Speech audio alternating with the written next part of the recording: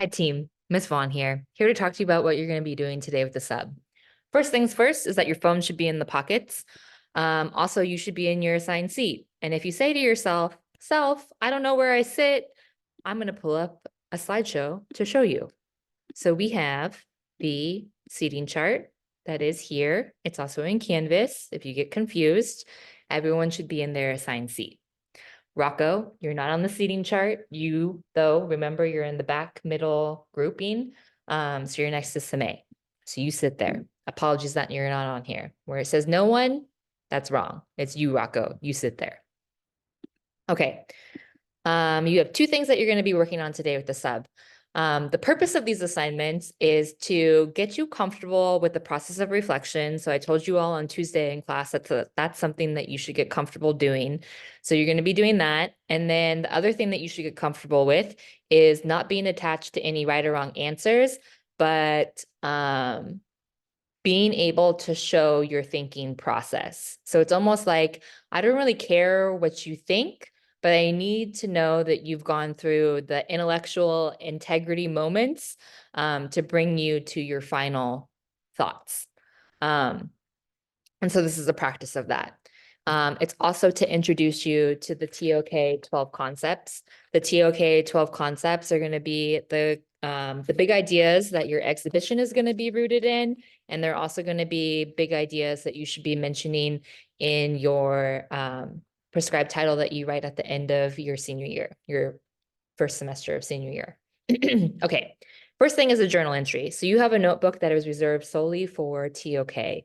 This journal entry should be dated. You do not have to write the question. You only have to write the date. So I'm going to say that one more time. You do not have to write the questions. You only have to write the date. I expect that you should, at minimum, respond a half a page to these questions. You can, of course, write more if you want to. All right, so I'm asking you questions about what is knowledge and what kind of knowledge is valued within the IB program. And I also want to know how you know, okay? So week one, I'm going to ask you this a million times, and that's not hyperbole. I really am over the next year. How do you know? You're going to think about who the keepers of the knowledge are.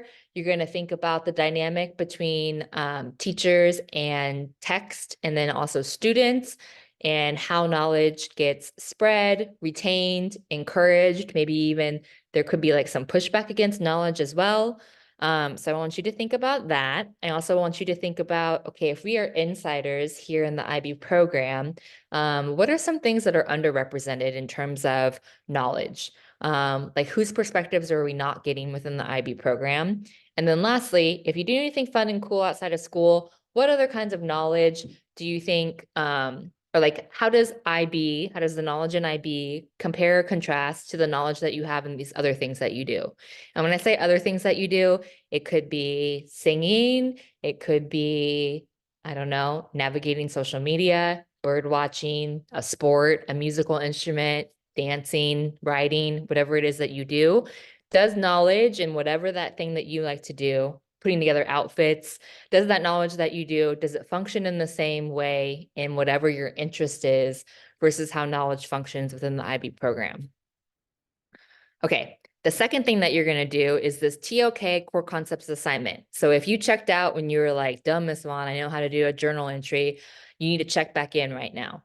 So the TOK core concepts assignment is going to ask you to think about these 12 core concepts.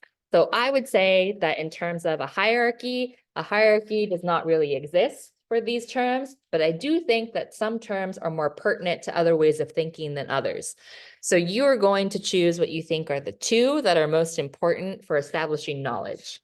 Once you've decided on your two, you're gonna poke around, okay? So like yesterday when the EE was introduced to you, there was some explanation of like you doing research, you following your curiosity.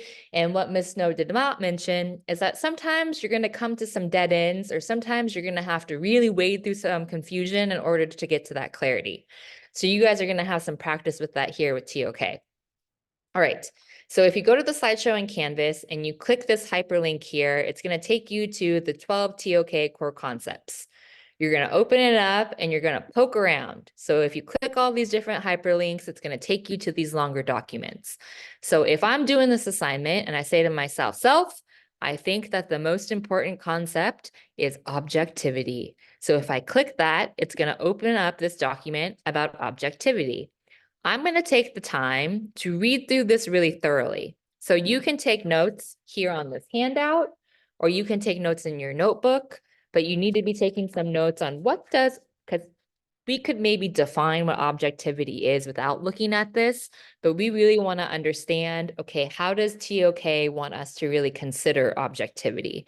So you're going to read through the starting points, you're going to read through the quotes, you're going to read through the other key concepts, and interlinking key concepts means like, okay, what are other words that are kind of like in the shade of objectivity that I need to consider? And they're all listed here. So if you're focusing on, say, for example, the objectivity of science, you might want to talk about how objectivity is often equated with certainty. And you might say that what is objective for some is also subjective to another person based on their values. So there's some there's some questions here to really probe your thinking. We have relating objectivity to the TOK course. So some questions for you to think about in these different fields, different areas. If you remember on Tuesday, I walked you through the graphic that's on the whiteboard over there. It's going to have that framework in mind. And then relating objectivity to the TOK exhibition. So just planting that seed right now for the thing that you're going to be doing for your final. And then lastly, relating objectivity to the big questions.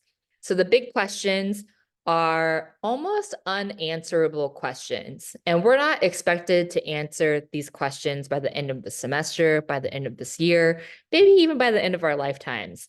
But we are going to be asked to think about them and think about connections that we can make that maybe move us towards some sort of understanding, not even an answer, but an understanding.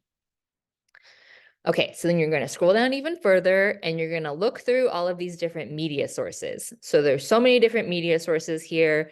You're going to click through, or you're going to look at them and read the descriptions and decide, okay, self, what do I really have time for? I don't have time to read all of these things, but you should read through the descriptions to figure out which ones you want to read on your own.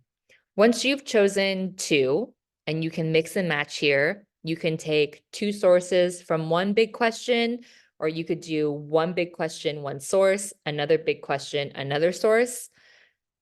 But what you're going to do is you're going to create a little slideshow where you're going to define your concept that you've chosen. And remember, you're doing two. You're going to give a definition of the concept in your own words. And then you're just going to make a little visual representation of your big question that you chose, and then your considerations and or answer to the big question that you've chosen. So remember, we don't have to have an answer. We can just start to make some connections here.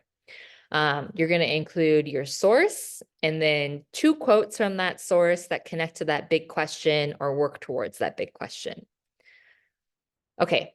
The goal is to have one slide completed at minimum for Friday's class, and you're going to submit your work at the end of class today on Thursday. And I want to be able to look them over when you guys work on this in class on Friday again. So get one slide minimum completed. Again, don't get attached to any right or wrong answer. This is really about your thinking. What connections are you making? What understandings are you starting to gain about these different concepts as well? And again, thinking about how concepts are concepts because they often mean these big abstract things. The articles that you're reading, they make these abstract definitions a little more concrete.